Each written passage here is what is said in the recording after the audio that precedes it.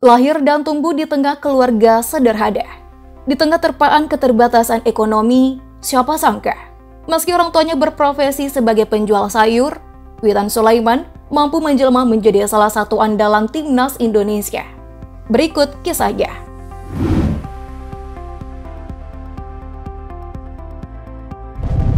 Menjadi salah satu pemain andalan Sintayong tentu tidak semudah membalikan telapak tangan. Kerja keras pantang menyerah merupakan kunci Witan untuk menggapai itu semua.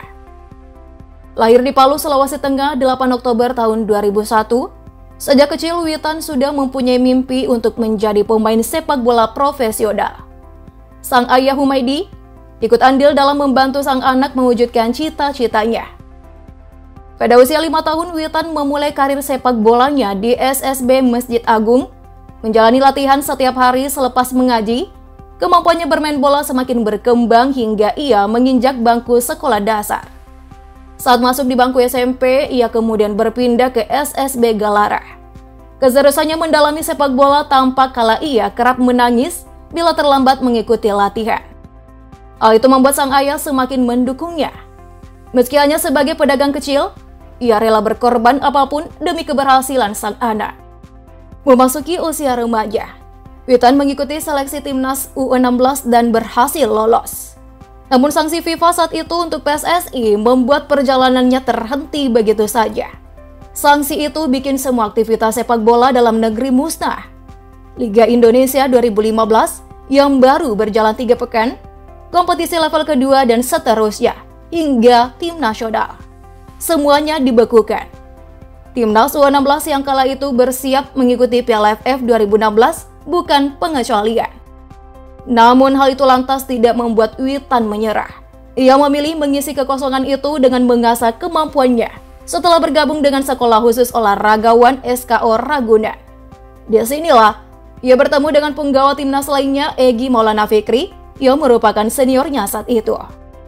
Usia 15 tahun ia mencoba memperkuat Persab Brebes di Piala Suratin U17. Setahun berselang, Witan kemudian tampil untuk timnas U18 di Toulon turnamen.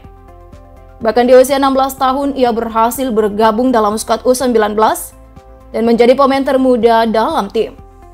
Bukan tanpa alasan, Indra Safri yang menjadi pelatih saat itu sudah lama memantau perkembangan Witan.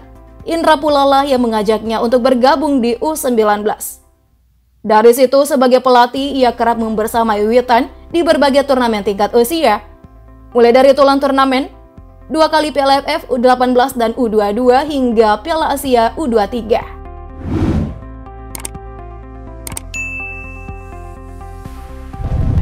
Pria kelahiran Palu ini memulai debut profesionalnya di level klub dengan bergabung bersama klub divisi kedua PSIM Yogyakarta. Memiliki ambisi untuk bermain di Eropa, mengikuti jejak rekannya Egy Maulana Fikri, mimpi pesepak bola berparas tampan ini akhirnya terwujud setelah ia resmi bergabung dengan salah satu tim Eropa di Liga Serbia bernama RK Ranjic Surdulica.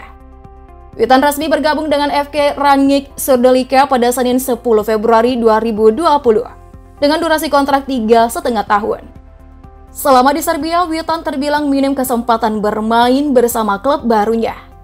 Ia yang saat itu masih berusia 19 tahun, cuma tampil sebanyak 5 kali di Liga Serbia. Di musim pertamanya, ia hanya tampil selama 72 menit saja. Nah, pada musim keduanya, Witan hanya diturunkan dengan catatan 39 menit. Statistik ini tidak begitu bagus untuk perkembangannya. Ia kemudian mencoba peruntungan dengan berpindah klub asal Polandia, Legia Gdańsk. Namun tetap saja Witan masih belum mendapatkan banyak menit bermain. Bahkan ia sama sekali tidak diturunkan selama berada di klub tersebut. Di tengah kurangnya menit bermain yang didapatkan, diam-diam rupanya tim Polandia lain, Midtjylland Legnica, mengincarnya. Midtjylland Legnica adalah kontestan 1 liga dan kasta kedua dalam piramida kompetisi sepak bola di Polandia. Namun secara mengejutkan, AS Trenčín, klub asal Slovakia, resmi mendapatkan jasanya sebagai pemain baru pada bursa transfer musim panas 2022. Setelah sebelumnya dipinjamkan ke klub FK Senica dan berhasil mencatatkan 8 gol. Kehadiran Witan di AS Trenčín diharapkan mampu memberi pengaruh positif. Ia dimasukkan ke menit 62 kala timnya sedang di bawah tekanan pas melawan tuan rumah MFK Tatra. Dan benar saja ia langsung memberi pengaruh dalam merubah pola permainan dan mampu menyelamatkan Trenčín dari kekalahan lewat golnya. Gol tersebut menjadi momentum bagi Witan untuk lebih dipercaya lagi oleh pelatih.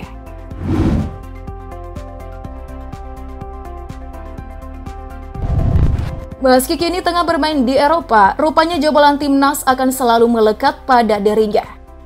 Bahkan ketika ia sudah berstatus pemain profesional, label penggawa skuad Merah Putih selalu tertancap dengan jelas.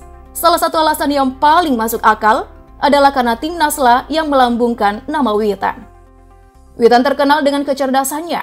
Ia selalu paham apa yang harus dilakukannya di lapangan. Dia juga mengerti kapan harus bergerak dan menempati posisi mana, kapan waktu yang tepat untuk melepaskan operan, tembakan, serta bagaimana harus melewati lawan. Itulah kenapa terlihat jarang sekali Witan melakukan kesalahan. Selain pandai membaca ruang sejak era timnas U19, Witan juga sudah dikenal sebagai pemain yang mempunyai etos kerja yang tinggi. Itulah mengapa sang pelatih timnas Sintayong amat mempercayai Witan. Witan dinilai cocok dengan strategi yang diterapkan Sin, yang menerapkan pressing super agresif saat tak menguasai bola. Maka tak heran jika umurnya masih menginjak 20 tahun, Witan sudah bergabung dengan timnas senior bermain di AFF hingga saat ini.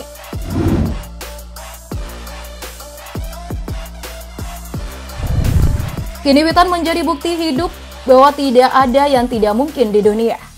Keterbatasan ekonomi serta hidup di daerah pelosok bukan hambatan baginya untuk bisa bermain di Eropa dan menjadi salah satu andalan timnas Garuda. So, siapa nih yang terinspirasi dengan transformasi Witan? Tuliskan jawabanmu ya.